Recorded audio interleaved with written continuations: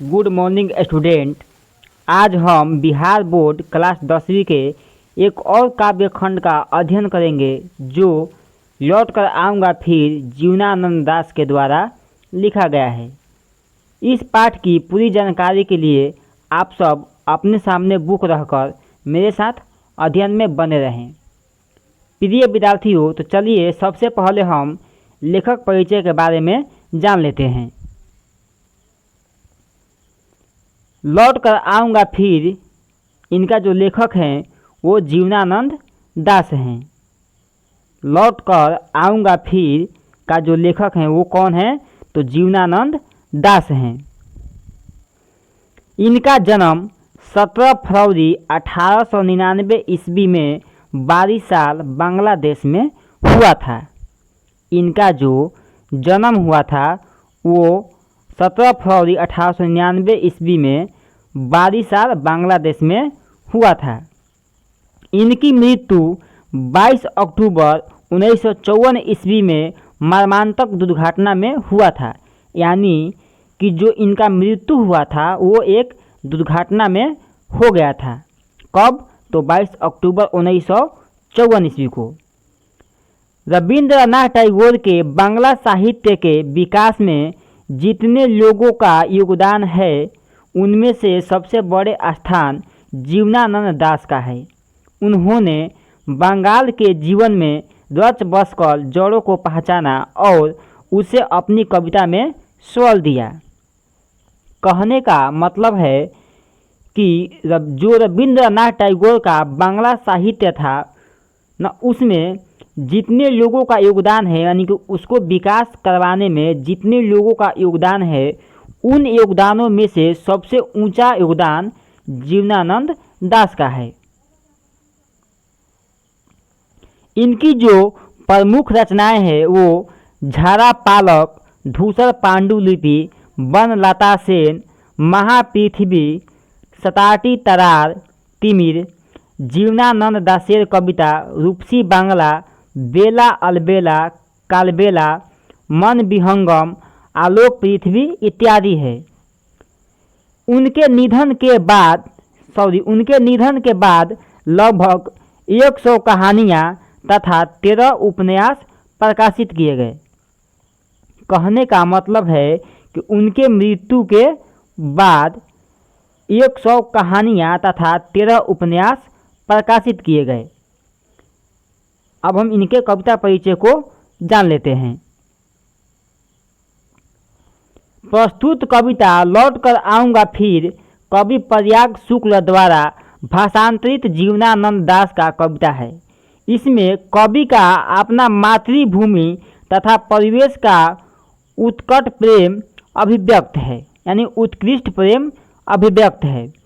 कवि ने इस कविता में एक बार जन्म लेने का लालसा प्रकट कर अपनी मातृभूमि के प्रति श्रद्धा प्रकट की है। कहने का मतलब है कि जो लौटकर आऊँगा फिर जो एक कविता है वो कवि प्रयाग शुक्ल द्वारा भाषांतरित जीवनानंद दास का कविता है और इसमें कवि का अपने मातृभूमि से कितना लगाव होता है, उसके प्रति कितना प्रेम होता है, इसी के बारे में बताया गया है। और वो अभिलाषा व्यक्त कर रहे हैं कि मैं जब जन्म लूँ तब उसी धरती पर जन्म लूँ जहाँ उनका प्रेम लगा है, जिस धरती से, जिस मातृभूमि से उनका प्रेम लगा है। तो आइए अब एक एक कविता को पंक्ति बाई पंक्ति कर देख लेते हैं। खेत है जहाँ धान के बहती नदी के किनारे फिर आऊँगा लौटकर एक दिन बंगाल में, नहीं शायद होऊंगा मनुष्य तब होऊंगा अबाबिल। कहने का मतलब है कि जो जीवनानंद दास जी हैं वो कहते हैं कि धान के खेत वाले बंगाल में बहती नदी के किनारे मैं एक दिन लौटूंगा। यानी कहने का मतलब है कि वहीं बंगाल जहाँ पर धान की खेती होती है और जहाँ गंगा नदी बहती है, एक दिन मैं वहाँ लौटूंगा जरूर। हो सकता है कि मनुष्य न बनकर लौटूं, क्योंकि मरने के बाद ये कोई निश्चित तय नहीं होता है कि आप हमेशा, मतलब कि आपका जो तन मिले वो मनुष्य का तन ही मिले। कहने का मतलब विद्यार्थियों कि मरने के बाद जो हमारी आत्मा होती है वो 84 लाख योनियों से बिलोंग करके ही फिर मानव का तन प्राप्त करती है। तो इसीलिए कभी कभी अपना अभिप्राय व्यक्त कर रहे हैं कि मैं लौटूंगा ज़रूर। कहाँ? उस बंगाल में नदी और बहती नदियों के किनारे और धान की खेत में, मनुष्य बनकर नहीं लेकिन अबाबिल होकर। अबाबिल एक पक्षी का नाम होता है ना, उन्हीं से ये रिलेटेड है। तो वही बोल रहे हैं कि हो सकता है कि मैं मनुष्य बनकर न आऊं लेकिन पक्षी बनकर जरूर आऊँगा। आगे देखते हैं। या फिर कौआ उस भोर का फूटेगा नई धान की फसल पर, जो कुहरे के पालने से कटहल की छाया तक भालता पेंग आऊँगा एक दिन। कहने का मतलब है कि या फिर कौआ होकर, कभी कहते हैं कि अगर मैं मानुष न बनूं या फिर मैं अबाबिल न बनूं तो उसके बाद भी मैं कौआ होकर या भोर की फूटती किरण, यानी जो जैसे सूर्य भोर में प्रकाशित होते हैं उसी से तुलना कर रहे हैं कि भोर के फूटती किरण के साथ धान के खेतों पर छाए कुहासे में कटहल पेड़ की छाया में जरूर आऊँगा। कहने का मतलब है कि जब धान के दिनों में कुहासा छाए रहता है और जो फूटती किरण होती है वो अपने प्रकाशों से उनको बेधती है कुहासे को, तो उसी तरह से अपना ये अभिप्राय प्रकट कर रहे हैं कि मैं आऊँगा ज़रूर। कहाँ? उस बंगाल में, या तो मनुष्य बनकर, नहीं तो अबाबिल बनकर, नहीं तो कौआ होकर, या तो भोर के फूटती किरण बनकर। उसी कटहल पेड़ की छाया में जरूर आऊँगा, लेकिन मैं आऊँगा जरूर। आगे देखते हैं। बनकर शायद हंस मैं किसी किशोरी का घुंघरू लाल पैरों में, तैरता रहूँगा बस दिन दिन भर पानी में, गंध जहाँ होगी ही भरी घास की।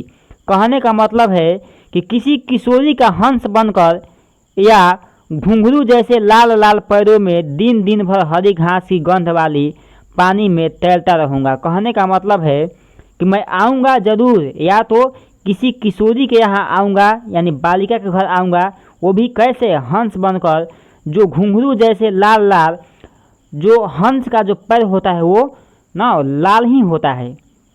तो वही बोल जाएंगे घुंघरू जैसे लाल लाल पैरों में दिन दिन भर हरी घास की गंध वाली, यानी जो ये हंस होता है ना वो पानी में ही रहता है, और वही बोल रहे हैं कि पानी वाली मतलब कि गंध में तैरता रहूँगा। आगे है। आऊँगा मैं नदियाँ मैदान बंगाल के बुलाएंगे, मैं आऊँगा जिसे नदी धोती रहती है पानी से इसी सरल किनारे पर।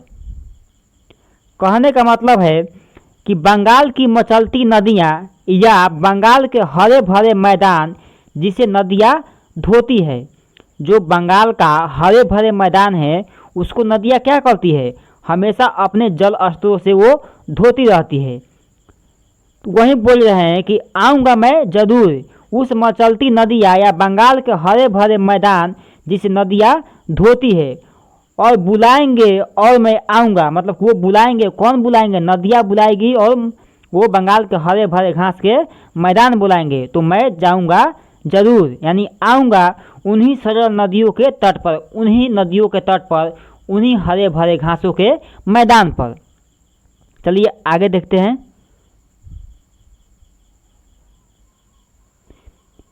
प्रिय विद्यार्थियों, आप सब बुक अपने पास रखे रहिए। शायद तुम देखोगे शाम की हवा के साथ उड़ते एक उल्लू को, शायद तुम सुनोगे कपास के पेड़ पर उसकी बोली, घसीली जमीन पर फेंकेगा मुट्ठी भर भर चावल, शायद कोई बच्चा उबले हुए। कहने का मतलब है कि हो सकता है शाम की हवा में किसी उड़ते हुए उल्लू को देखो, यानी कि हो सकता है कि किसी शाम के पहर में हवा में किसी उड़ते हुए उल्लू को देखो, या फिर कपास के पेड़ से तुम्हें उसकी बोली सुनाई दे। जो उल्लू होते हैं वो कपास के पेड़ को, कपास के पेड़ों में अधिक चॉइस रखते हैं। तो वहीं बोल रहे हैं कि हो सकता है कि कपास के पेड़ से तुम्हें उसकी बोली सुनाई दे, या हो सकता है कि तुम किसी बालक को घास वाली ज़मीन पर मुट्ठी भर उबले चावल फेंकते देखो, या हो सकता है कि कोई बच्चा होगा जो हरी भरी उस घास के मैदान पर या घास वाली स्थान पर एक मुट्ठी उबले चावल को फेंके। आइए अब आगे देखते हैं। देखोगे रूपसा के गंदले से पानी में नाव लिए जाते एक लड़के को, उड़ते फटे पाल की नाव, लौटते होंगे रंगीन बादलों के बीच, सारस अंधेरे में होऊंगा मैं उन्हीं के बीच में देखना। कहने का मतलब है कि या फिर रूपसा नदी के मटमैले पानी में किसी लड़के को फटे उड़ते पाल की नाव तेजी से ले जाते देखो, या हो सकता है कि दो प्रिय विद्यार्थियों, मतलब कि जो कवि हैं वो मतलब कि अपने को बहुत सारी चीज़ों से कल्पना कर रहे हैं कि हो सकता है मैं मनुष्य बनकर न आऊँ तो अबाबिल बनकर आऊँगा, या हंस बनकर आऊँगा, या कौवा बनकर आऊँगा। मतलब कि अपने को हर एक प्रकार के वस्तुओं से, मतलब कि प्राणियों से तुलना कर रहे हैं। ले जाते देखो, या फिर रंगीन बादलों के मध्य उड़ते सारस को देखो, अंधेरों में मैं उनके बीच ही होऊंगा, तुम देखना मैं आऊँगा जरूर। कहने का तात्पर्य इनका है छोटी बातों में कि वो बोल रहे हैं कि हो सकता है मैं फिर रूपसा नदी के मटमैले पानी में किसी लड़के की तरह फटे उड़ते, मतलब पाल की नाव तेज़ी से ले जाते देखोगे। मतलब हो सकता है कि मैं फटे उड़ते, मतलब कि पाल की नाव को तेज़ी से ले जाते होंगे। या फिर रंगीन बादलों के मध्य उड़ते सारस को देखो, अंधेरे में मैं उनका बीच ही होऊंगा, तुम देखना मैं आऊँगा, लेकिन ज़रूर आऊँगा। ये जीवनानंद दास जो हमारे कवि हैं ये बोल रहे हैं कि किसी भी सिचुएशन में, किसी भी स्थिति में मैं आऊँगा ज़रूर। और कहाँ आऊँगा? तो बंगाल आऊँगा, और बंगाल की उस हरी भरी घास के मैदान पर आऊँगा। प्रिय विद्यार्थियों, उम्मीद है कि आपको ये वीडियो पसंद आई होगी। ऐसे और वीडियो पाने के लिए आप मेरे चैनल को लाइक और सब्सक्राइब करना न भूलें। Thanks for watching.